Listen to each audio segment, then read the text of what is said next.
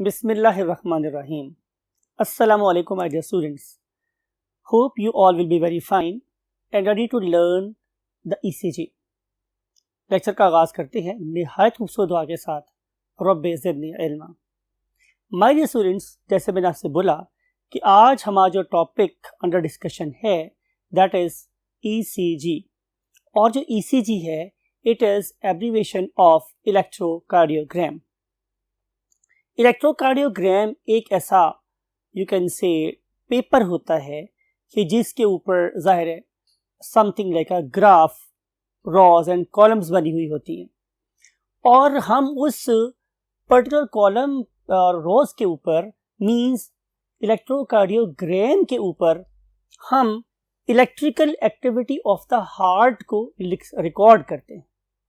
तो एक ऐसा प्रोसेस जिसके ज़रिए से हम हार्ट की इलेक्ट्रिकल एक्टिविटी को पेपर पे रिकॉर्ड कर सकते हैं, that is called as electrocardiogram. आइए हम समझते हैं कि उस पेपर में अहम चीज़ क्या है। तो माय डियर स्टूडेंट्स, अहम चीज़ ये है कि हम एक पेशेंट लेते हैं, उस पेशेंट पे हम बताएंगे आप लोगों को कहाँ कहाँ हम कैसे लीड्स लगाते हैं, और फिर उन पर्टिकुलर लीड्स के अंदर जो करंट जनरेट होता है, रिकॉर्ड होता है, उसको हम भेजते हैं एक प्रिंटर को, और प्रिंटर उस रिकॉर्डेड करंट को हमें एक ख़ास पेपर पे प्रिंट करके दे देता है। और उस पर्टिकुलर पेपर पे जैसे मैंने बोला था कि कॉलम्स भी होती हैं और रॉज भी होती हैं। पढ़े लिखे बच्चे हैं आप लोग कि जो वर्टिकल लाइंस हैं उन्हें हम लोग कॉलम्स बोलते हैं, और जो हॉरिजॉन्टल लाइंस हैं उन्हें हम लोग क्या बोलते हैं, रॉज। जाहिर है अगर मैं रॉज और कॉलम्स को मिलाऊंगा तो मेरे पास बॉक्सेस बनेंगे। इन बॉक्सेस को हमने पहले बोल्ड बॉक्सेस के नाम से आपको बताया है, ये ब्लैक लाइंस वाले बोल्ड बॉक्सेस हैं। इनको हमने फर्दर डिवाइड किया हुआ है छोटे बॉक्सेस के अंदर, और ये जो मेरे पास छोटे बॉक्सेस हैं हमने उन्हें रेड से ड्रॉ किया है। लेकिन जब आप किसी ECG को देखेंगे तो आप लोगों को ये डिमार्केशन नज़र नहीं आएगी, वहाँ पे आपको सारे के सारे बड़े और छोटे बॉक्सेस रेड इंक से ही या किसी पर्टिकुलर इंक से ही प्रिंट हुए मिलेंगे। हम लोगों ने यहाँ पे आप लोगों की सहूलत के लिए, आपके अंडरस्टैंडिंग को बेटर बनाने के लिए इसको दो रंग से ड्रॉ कर दिया है, right. What is the depiction of this lines, यानी कि हम इनसे क्या अखज़ करते हैं, क्या डिड्यूस करते हैं, इससे ये लाइंस हमें क्या बता रही होती हैं। ये लाइंस हमें बता रही होती है हमारे स्टूडेंट्स कि इसमें से एक छोटा जो ब्लॉक है वो 1 mm का होता है। अगर मैं इसका स्केल लेके इसको मेजर करूंगा तो ये it will measured as 1 millimetre, और 1 मिलीमीटर रिकॉर्ड करता है 0.04 सेकेंड को, राइट। यानी कि जब हम इस पर्टिकुलर लाइन से इस पर्टिकुलर लाइन तक ट्रेवल करेंगे तो 0.04 सेकेंड गुजर चुके होंगे। Got the point. और जब हम इन 0.04 सेकेंड को इस 5 से मल्टीप्लाई करते हैं तो ये पूरे बॉक्स का डिस्टेंस मेरे पास आ जाता है यहाँ से लेके यहाँ तक का, and it is equivalent to 0.2 seconds. ये चीज़ आपको पढ़नी आनी चाहिए, बिकॉज के इसके ज़रिए से आप लोगों ने आगे पेशेंट की किस्मत के तकदीर के फैसले करने। तो आप लोगों को अभी से अपनी फाउंडेशन बहुत स्ट्रॉन्ग कर देनी चाहिए। तो 0.04 को जब आप 5 से मल्टीप्लाई करोगे तो ये बड़ा बॉक्स बनेगा और उसकी वैल्यू 0.2 सेकेंड के बराबर होगी। यानी कि जब आप लोगों की ECG यहाँ से यहाँ तक चलती है फॉर एग्जांपल, तो तब 0.2 सेकेंड गुजर चुके होते हैं। You got the point. अब अगर फॉर एग्जांपल ये दो बॉक्सेस गुजरेंगे तो ज़ाहिर तब तक 1 सेकेंड गुजर चुका होगा। You are getting my point. अब हम चलते हैं कि इस पर्टिकुलर चीज़ को तो मेजर हमने यूज़ करा था टू कैलकुलेट द वोल्टेज। तो उस लिहाज से आपने भी बात को अगेन बड़े गौर से ध्यान से सुनना है कि जो एक छोटा बॉक्स है it is going to calculate 1 millivolt, और यहाँ से यहाँ तक का जो डिस्टेंस होगा, ये हाइट की हम बात कर रहे हैं, वो क्या बताता है, वो बताता है हमें 5 मिलीवोल्ट। और अगर इसमें 2 इस्तेमाल होंगे तो ज़रा तब तक हम करंट को 10 मिलीवोल्ट की बात करेंगे। आपको ये वाली बात भी पता है हमारे स्टूडेंट्स कि जो 0 पॉइंट है उससे ऊपर की लाइंस को हम प्लस कंसिडर करते हैं और उससे नीचे वाली लाइंस को हम माइनस कंसिडर करते हैं, राइट। इसका मतलब ये होगा कि अगर कोई वेव इस लाइन से ऊपर है तो वो पॉजिटिव शो कर रही है अपना करंट, और अगर नीचे है तो वो उसमें नेगेटिविटी शो कर रही है। तो इस बात को भी आपने अपने माइंड में रखना है। जब हम लोगों ने एक नॉर्मल इंसान के ईसीजी को देखा तो उसका 1 कार्डियक साइकिल 25 मिलीमीटर तक लंबा था। अब 25 मिलीमीटर कितने बॉक्सेस बनेंगे ये आपने अपने माइंड में खुद कैलकुलेट करना है और हमें जवाब भी देना है। अब हम चलते हैं अगले पॉइंट की तरफ। प्रोसीजर क्या है, प्रोटोकॉल क्या है, मेथड क्या है। तो हम क्या करते हैं कि हम पेशेंट को लेटाते हैं जाहिर है एक बेड पर, और उसके बाहर और फिर उसके बाद हम उसके चेस्ट रीजन के अराउंड जेल लगाते हैं। It is a conducting gel. Whenever I use the term conducting gel, इसका मतलब है कि इसमें से करंट पास हो सकता है। It is important note. हम ये जेल लगाते ही इसलिए हैं ताकि बेहतर क्वालिटी में करंट प्रोड्यूस हो और उसकी बेहतर एनालिसिस हो सकती है। इसका एक फायदा हमें और भी है कि जो हम लीड्स लगाना चाहते हैं पेशेंट के हार्ट के अराउंड और बाजुओं पे और टांगों पे, उन सारी की देखा जाए तो उसके ऊपर या तो ग्रिप्स होते हैं या फिर उसके सकिंग पंप्स लगे होते हैं। तो खासतौर पे वो वाली लीड्स जो हार्ट के अराउंड है उन्हें हम देखें तो उसके ऊपर बल्ब्स लगे होते हैं, उनको दबा के हम छोड़ते हैं तो वो सक करके अपनी हमारी बॉडी के साथ अटैच हो जाती है। तो हम इसे कहाँ रखते हैं लीड्स को? हार्ट के अराउंड, आर्म्स पे और लेग्स पे। और इसकी बेहतर एनालिसिस के लिए look at this diagram, right. आपको नजर आ रहा है कि हम चेस्ट के अराउंड कहाँ कहाँ लीड्स लगाते हैं, बाजुओं पे कहाँ लगाते हैं और टांगों पे कहाँ लगाते हैं। यस माय डियर स्टूडेंट्स, हम अगला कौन सा पॉइंट अंडरस्टैंड करना चाह रहे हैं वो ये है कि what is the application of ECG. यानी कि अगर मैं एक पेशेंट को लीड भी लगा लेता हूं, अब उसका प्रिंटर भी ऑन कर देता हूं और उसके बाद मुझे एक लंबा सा पेपर इलेक्ट्रोकार्डियोग्राम मेरे पास आ जाता है, तो वो मुझे क्या क्या बता सकता है और एक अच्छा एक्सपर्ट डॉक्टर उससे क्या क्या चीजें अखज़ कर सकता है। तो पहली बात है हार्ट रेट। जाहिर है अगर हार्ट रेट क्विकर है तो ये डिस्टेंस कवर नहीं होगा। हार्ट उससे पहले ही अपने साइकिल कंप्लीट करेगा, तो ये 25 मिलीमीटर के कंप्लीट होने से पहले ही आपका 1 कार्डियक साइकिल कंप्लीट हो जाएगा। और अगर आपका हार्ट रेट डिले हुआ तो ज़रा टाइम बढ़ जाएगा। तो 1 डॉक्टर और 1 you can say cardiologist looking at just ECG can analyze the heart rate. फिर हम चलते हैं कार्डियक एरिथमियास की तरफ। Whenever we say A, biology में A का मतलब होता है नहीं और रिदम का मतलब होता है तरतीब। हमारे हार्ट की सारी एक्टिविटीज के अंदर एक खास रिदम पाया जाता है। लेकिन माय डियर स्टूडेंट्स, अगर इस पर्टिकुलर रिदम में कोई एब्नॉर्मलिटी आती है तो हम उसे क्या बोलते हैं? एरिथमिया। जब हम ईसीजी को अगले बोर्ड पे आपको डिटेल से बताएंगे तो उसमें आपको बताया जाएगा कि इस पर्टिकुलर पॉइंट के ऊपर अगर पीक डिस्टर्ब होती है या पीक छोटी हो जाती है या पीक नॉर्मल से बड़ी हो जाती है या लाइंस में कहीं हमारे पास डिस्टॉर्शन आ जाती हैं, तो उनके क्या मतलब है? तो जाहिर है उनका मतलब बेसिकली ये है कि हमारे हार्ट के अंदर कहीं ना कहीं एब्नॉर्मलिटी और रिदम मेंटेन नहीं हो रहा। और इस रिदम को मेंटेन करवाने में आप पढ़े लिखे बच्चे हैं, यू नो वेरी वेल कि हमारे पास एसए नोड, उससे निकलने वाली 3 फाइबर्स, फिर हमारे पास एवी नोड और एवी नोड से निकलने वाला बंडल ऑफ हिस, और बंडल ऑफ हिस से आगे नर्व को करंट को कंडक्ट करवाने वाले परकाइने फाइबर और परकिंजे फाइबर, ये सारे शामिल। अगर इसमें कहीं भी एब्नॉर्मलिटी आएगी तो looking at the ECG we can क्या कहते हैं, पेशीनगोई कर सकते हैं। उर्दू का वर्ड यूज करो, पेशीनगोई कर सकते हैं। वी कैन प्रेडिक्ट कि आप लोगों के एब्नॉर्मलिटी एसए नोड लेवल पर है, उनके कंडक्टिंग फाइबर में है, या एवी नोड के लेवल पे प्रॉब्लम है, या बंडल ऑफ हिस पे प्रॉब्लम है, या परकाइने फाइबर पे प्रॉब्लम है। तो ये सारी की सारी एरिथमियास को हम अंडरस्टैंड कर सकते हैं। Next thing is myocardial infarction. Myo का मतलब होता है सारा मसल्स, कार्डियक का मतलब है दिल के, और इंफार्क्शन का मतलब है कि उसको प्रॉपर अमाउंट में ऑक्सीजन सप्लाई नहीं हो रही। माय डियर स्टूडेंट्स, मेरी बॉडी में जितनी भी एनर्जी है खूबसूरती है, रानाई है, ये एनर्जी की वजह से है। मेरे हार्ट की जो पीक्स बन रही हैं ये भी एनर्जी लेवल की वजह से हैं। और एनर्जी मुझे कौन प्रोवाइड करता है?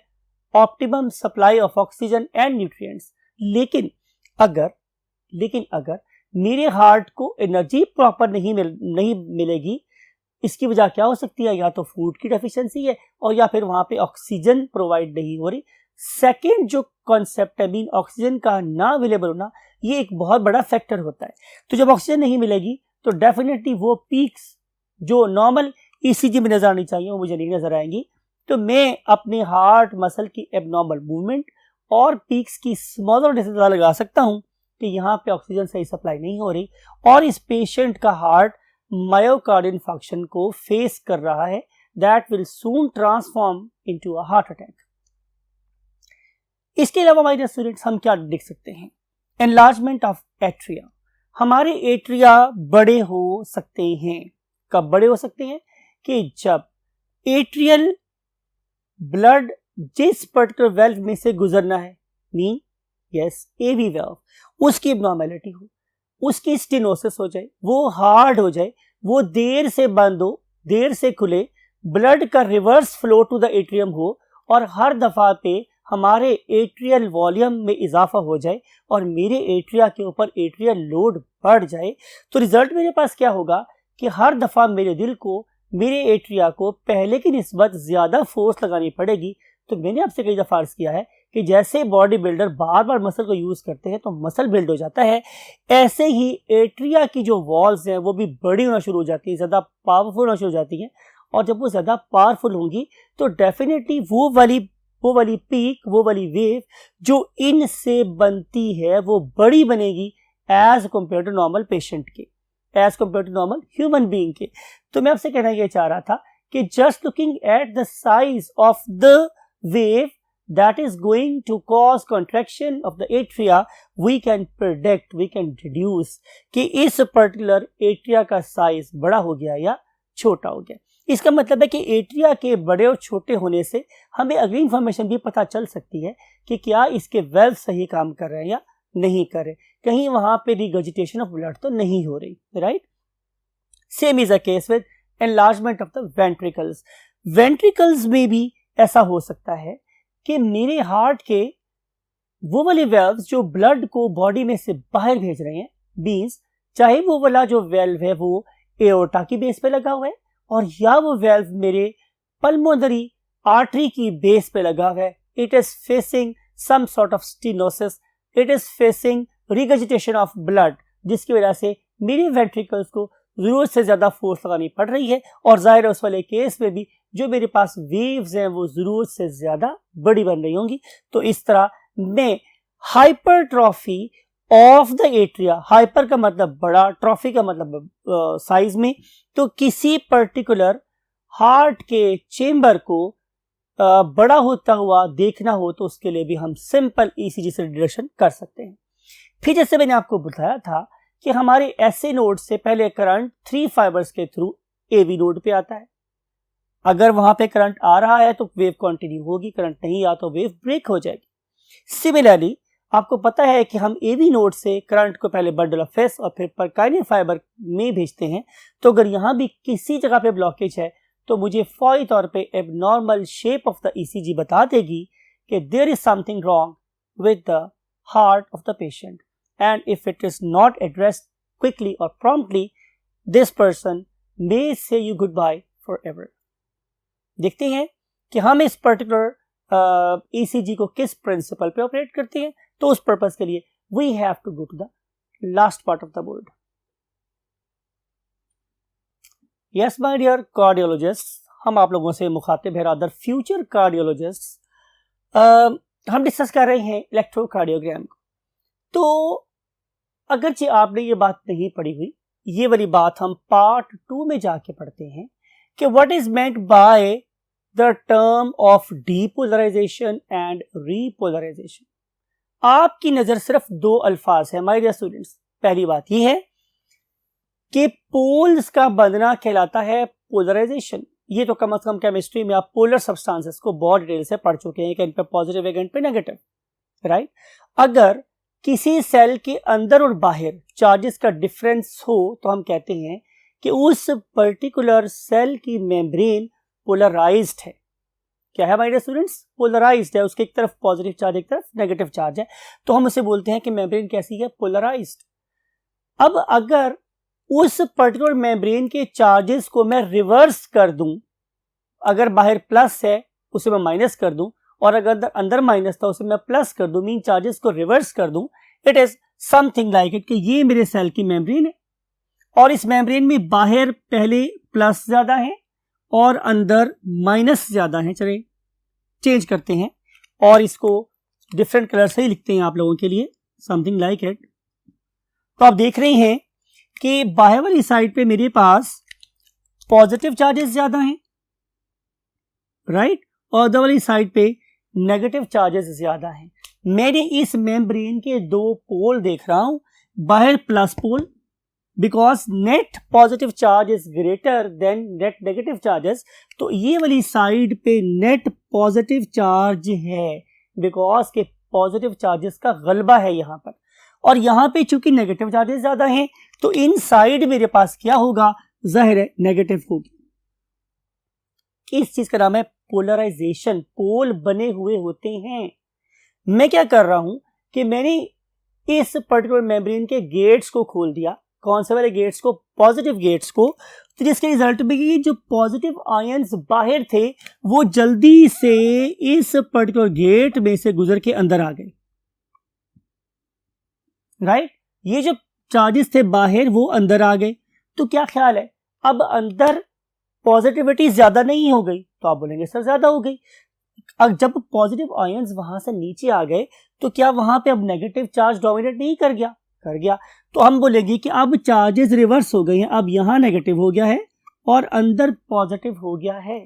अगर मैं चार्जेस को उलट कर दूं, इन्वर्ट कर दूं, अगर हम और कोई लोकल लैंग्वेज को तो पुट्ठा कर दूं, तो इसका मतलब यह है कि मैंने उसको डीपोलराइज कर दिया, राइट, मैंने चार्जेस को उल्टा कर दिया। Now what is meant bye next term? Repolarisation, यानी कि मैं कोई और गेट खोलूं, समथिंग लाइक इट, ये वाला मैंने गेट खोल दिया और उस गेट के रिजल्ट में दोबारा से पॉजिटिव आयंस बाहर चले जाएं, तो दोबारा से बाहर क्या गेन हो जाए? पॉजिटिविटी, और अंदर दोबारा से क्या हो जाए? नेगेटिविटी। तो इसे बोलते हैं रीगेनिंग ऑफ द पोल्स और it is called as repolarization, right. आपने कोई चीज को ग्रिप किया हुआ है तो इस टाइम आपके हाथ के मसल्स काम कर रहे हैं, मैं इसे छोड़ दूं, राइट, फिर मैं दोबारा बंद कर लूं। फर्ज कर लेते हैं जब मैंने अपने हाथ को बंद किया हुआ था तो इट वाज डीपोलराइजेशन, राइट, और जब मैंने इसको खोल दिया है इट इज रीपोलराइजेशन। दोबारा बंद करूंगा डीपोलराइजेशन, खोल दूंगा रीपोलराइजेशन। तो ये कॉन्सेप्ट बहुत जरूरी है आप लोगों के लिए कि जो हमारे हार्ट के मसल्स हैं वो भी बिल्कुल डीपोलराइजेशन रीपोलराइजेशन डीपोलराइजेशन रीपोलराइजेशन के प्रोसेस से क्या कर रहे हैं? काम कर रहे हैं। हमारे हार्ट के अंदर एक अदद लगी हुई है battery, that very battery is called as SA node. वो बैटरी करंट जनरेट करती है, फिर वो 3 डिफरेंट चैनल्स के थ्रू वो वाला करंट आपको पता है एवी नोड पे आ जाता है, that is even bigger battery. हमारा हार्ट, हमारे हार्ट के मसल्स इलेक्ट्रिकल स्टिमुलस के थ्रू ऑपरेट होते हैं। इट इज समथिंग लाइक कि जैसे आपकी बाइक में एक स्पार्किंग प्लग लगा होता है जो बार बार करंट कोई खास इंटरवल पे आपके इंजन में फायर करता है तो आपकी गाड़ी चलती रहती है। जहां भी आप लोगों का इंजन, जहां भी आप लोगों का प्लग खराब हो जाता है, आपकी गाड़ी के बाकी सारे पार्ट्स सही होने के बावजूद आपकी गाड़ी नहीं चल रही होती। यही वाला काम आपके हार्ट के साथ भी। समझ लो कि आपके हार्ट को चलाए रखने में एक स्पार्किंग प्लग की जरूरत है और वो जो स्पार्किंग प्लग है वो हमारी एसए नोड और एवी नोड है। तो बात आपके पास ये हुई कि आपके पास बैटरीज हैं, वो बैटरीज करंट जनरेट कर रही हैं आप लोगों के हार्ट के मसल्स में। अगली बात बड़े कान खोल के सुनने वाली है कि जो करंट है ना माय डियर स्टूडेंट्स, जो आपके हार्ट की एसए नोड और एवी नोड जनरेट किया है वो आपके हार्ट तक कन्फाइन नहीं रहता।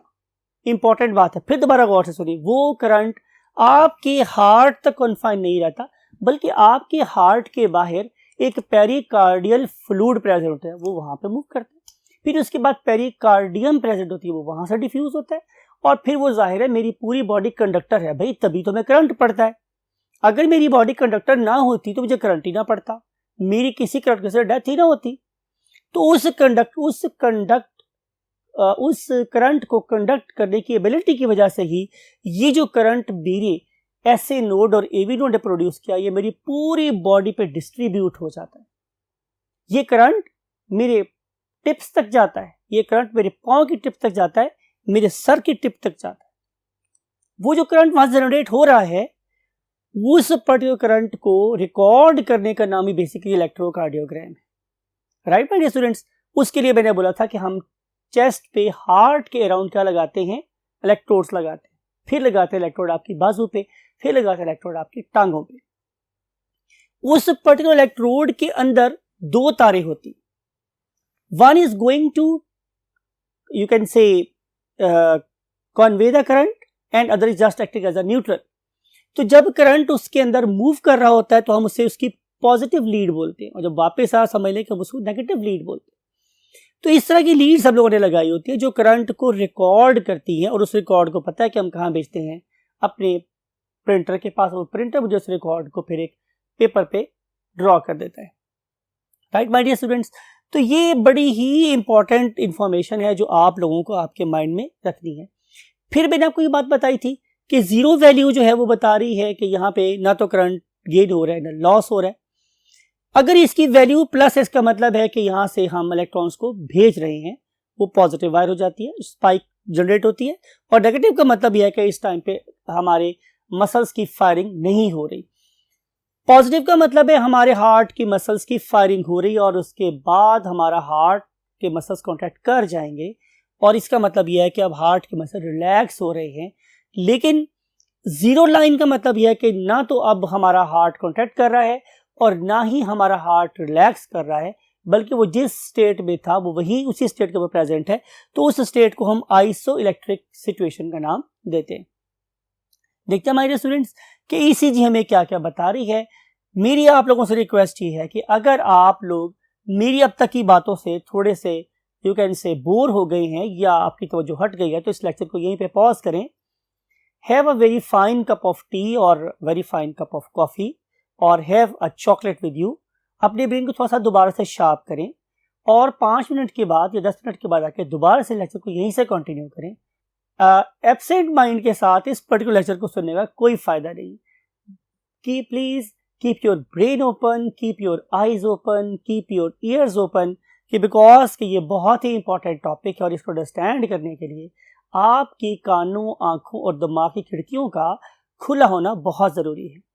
So let's start. I hope कि आप गए होंगे, आपने एक अच्छा सा चाय का कप या कॉफी का कप पिया होगा, चॉकलेट खाई होगी, अपने मूड को बेहतर किया होगा, और अब आप वापस आ गए होंगे इस लेक्चर को कंटिन्यू करने के लिए।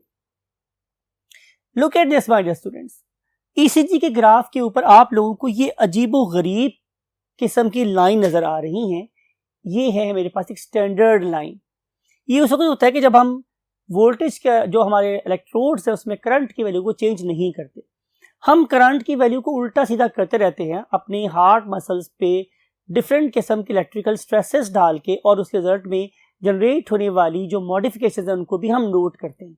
लेकिन चूंकि वो अभी जाहिर आप एफआईसी स्टेज पर है, आपको इतना बताने की जरूरत नहीं है, हम आपको सिंपल उसकी एक आइडियल सिचुएशन बता रहे हैं। इस पर्टिकुलर आइडियल सिचुएशन में मैंने आपके इलेक्ट्रोकार्डियोग्राम के 2 बॉक्सेस ड्रॉ किए हैं, बॉक्स 1 एंड बॉक्स 2। समझ आ रही है? यानी कि one cardiac cycle and another cardiac cycle consisting of 25 millimeter and 25 millimeter। इसमें आपको नजर आ रही है भाई स्टूडेंट्स एक ब्लू लाइन, इसमें मैंने लिखा हुआ है P।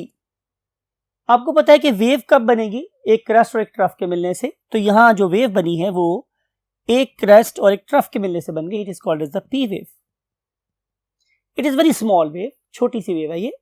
और इसके बाद हमारे पास एक प्लेचू है, एक स्ट्रेट सी लाइन है, and that very line is lying between the origin of R and beginning of P, therefore we call it as P are segment. पी आर सेगमेंट जो जिसमें ड्रॉ किया हुआ आप लोगों के पास कि वो यहां से स्टार्ट होता है पी से और आर के दरम्यान में। इस पी आर सेगमेंट में बेसिकली होता क्या है? इस पी आर सेगमेंट में एस ए नोड की डीपोलराइजेशन होती है। एस ए नोड पहली नोड थी, वो डीपोलराइज हुई और उस डीपोलराइजेशन के रिजल्ट में जब वेंट्रिकल्स क्या कर रहे थे, रिलैक्स हो रहे थे, तो उस टाइम पे एट्रिया अपना ब्लड वेंट्रिकल में पुश कर रहा था। बात को दोबारा से गौर से सुने कि जब मेरे पास ये वाली वेव आई तो उस टाइम पे हमारी एट्रियल सिस्टोल हो रहा था। बहुत से अच्छे ऑथर्स इसे एट्रियल सिस्टले भी बोलते हैं। As a result of atrial systole basically blood is being pumped from atrium to the ventricle. जब एट्रियम से ब्लड वेंट्रिकल में आ रहा होता है तो उसी टाइम पे वेंट्रिकल रिलैक्स भी कर रहे होते। तो यहां पे हमने लिखा है कि वेंट्रिकल डीपोलराइज होती है और एट्रिया अपने ब्लड को वेंट्रिकल में इंजेक्ट कर रहा होता है। तो ये है हमारे पास इंपॉर्टेंट इस पी वेव की। एक बात आपने गौर से सुननी है कि हमेशा इस पर्टिकुलर टाइम पे यहां से लेके फॉर एग्जांपल इस पर्टिकुलर टाइम तक हम किसी भी एक्टिविटी की फाउंडेशन रखते हैं। इस वेव के खत्म होने के बाद वो काम होता है। इसका मतलब हुआ कि ये वाली पी वेव कब बनी? एट्रियल सिस्टले से जस्ट बिफोर, एट्रियल सिस्टले से या सिस्टोल से जस्ट बिफोर क्या बन गई मेरे पास? P wave.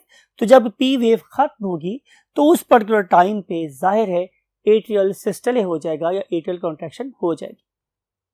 ये सारी बातें आपने अपने माइंड में रखनी है। दोबारा रिपीट कर रहा हूं,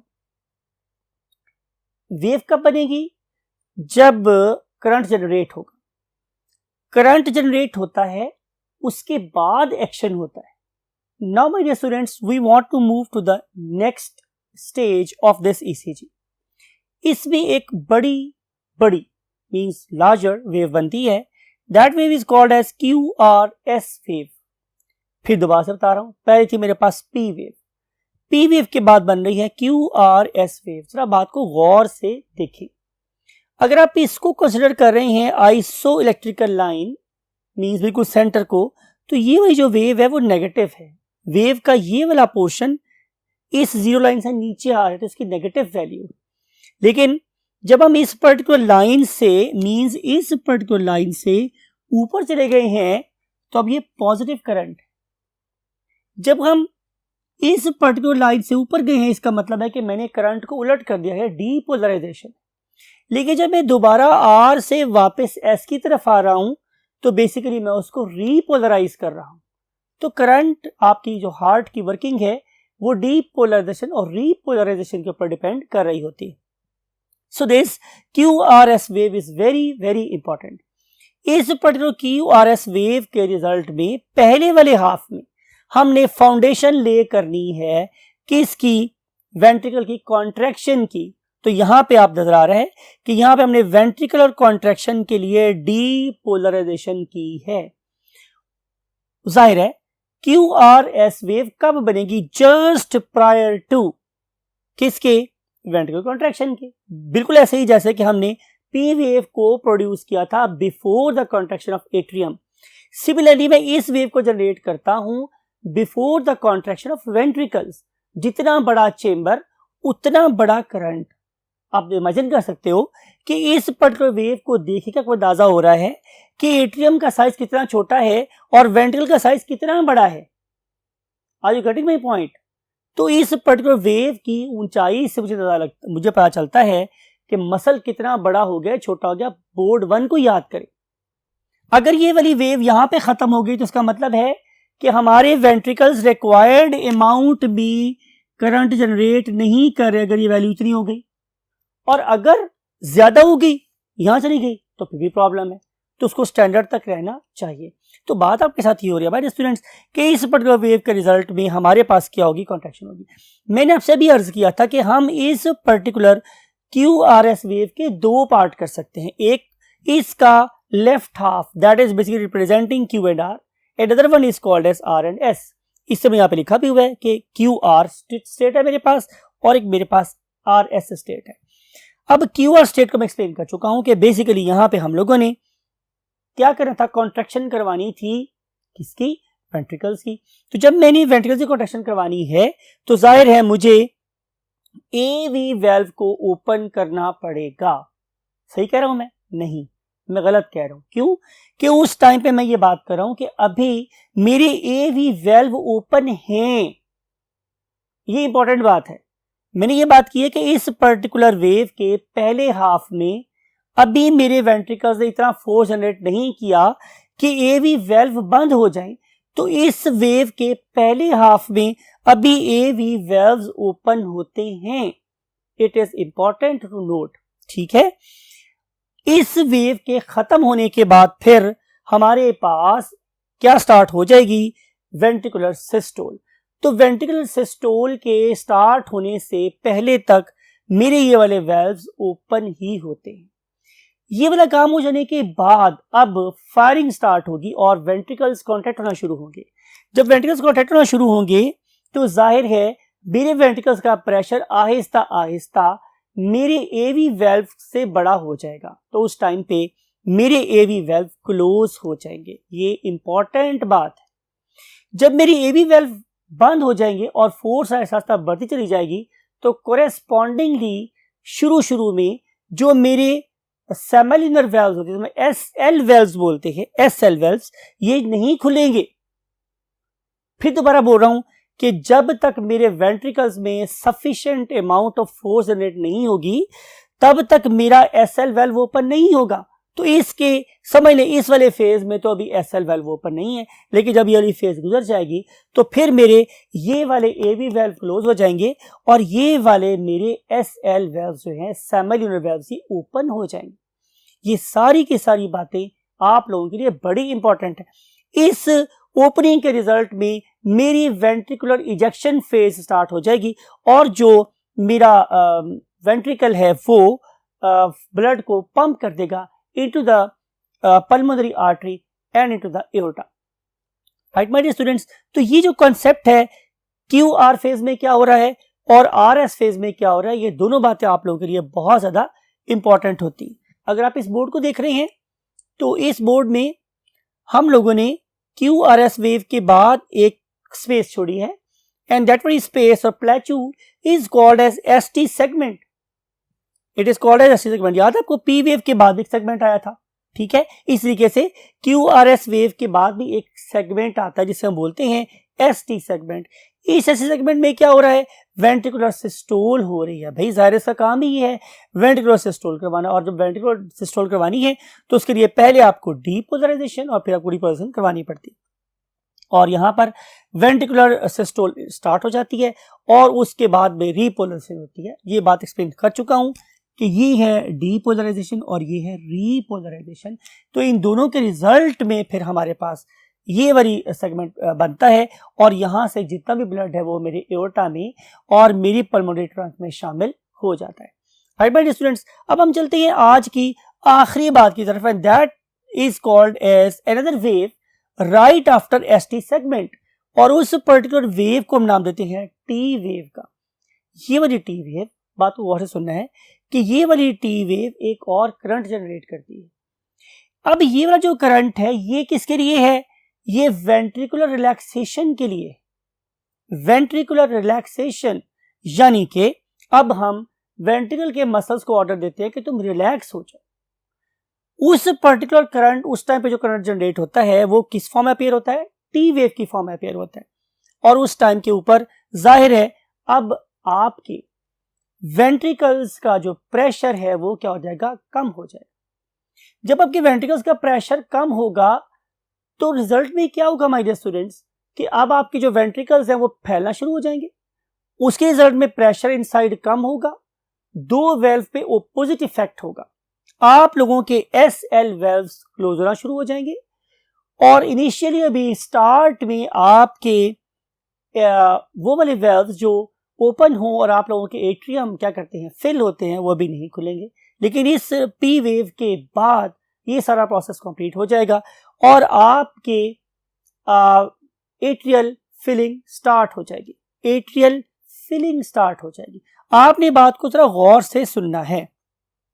क्या मैं बात कर रहा हूं कि जिस टाइम पे मेरे वेंट्रिकल्स रिलैक्स हो रहे थे उस टाइम पे मेरे एट्रिया कॉन्ट्रैक्ट भी हो रहे थे। दोबारा बोल रहा हूं कि जिस टाइम पे मेरे वेंट्रिकल्स रिलैक्स हो रहे थे उस टाइम पे मेरे एट्रिया ऊपर वाले चेंबर्स कॉन्ट्रैक्ट भी हो रहे थे। इसकी रिलैक्सेशन की फोर्स उसकी कॉन्ट्रैक्शन की फोर्स से ज्यादा होती। देयरफॉर इस पर्टिकुलर वेव के पीछे उस पर्टिकुलर वेव को का छुप जाना होता है।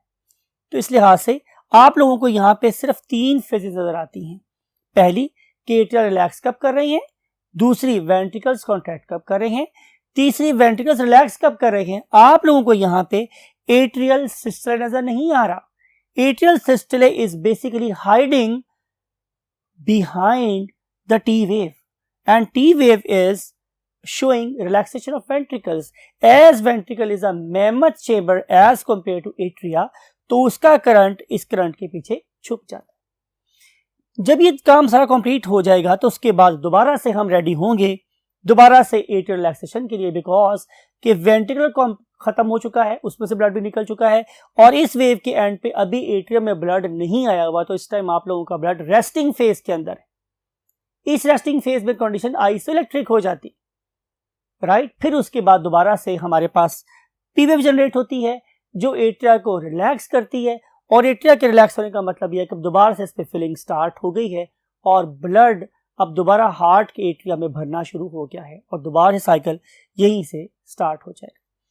तो इस PQRS wave, PQRST wave, PQRST wave की, PQRS वेव की बार बार रेपिटेशन से आप लोगों का हार्ट लपडप लपडप लपडप साउंड प्रोड्यूस करता है और 0.8 सेकंड में अपना एक कार्डिक साइकिल कंप्लीट कर लेता है।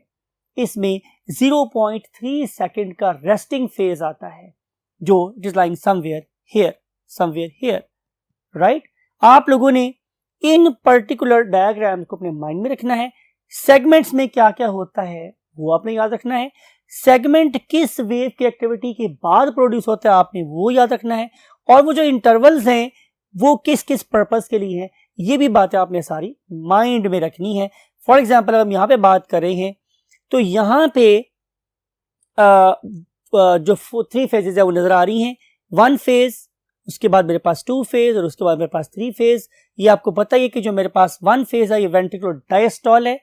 इस वेव के बाद वेंट्रिकुलर डायस्टोल हुआ है, राइट।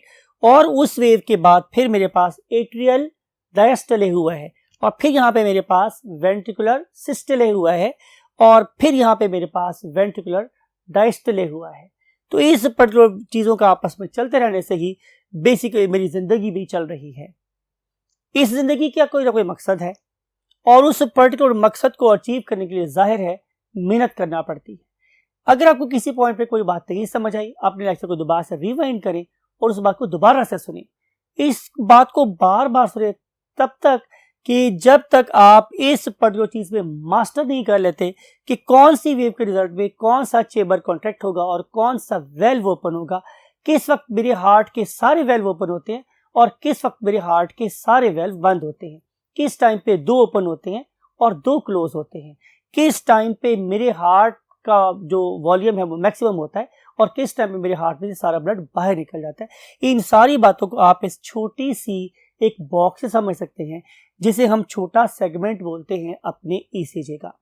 आप इस नॉलेज को अपने माइंड में रखने में कामयाब हो और जब कभी आप डॉक्टर बने तो आप किसी की बहुत प्रेशियस जिंदगी को बचाने में जरूर कामयाब हो, तो तब कहलाएंगे आप बेहतरीन इंसान। इस दुआ के साथ कि आप बेहतरीन इंसान बनने में जरूर कामयाब हो। हस्बत आई वांट टू से यू, अल्लाह हाफिज।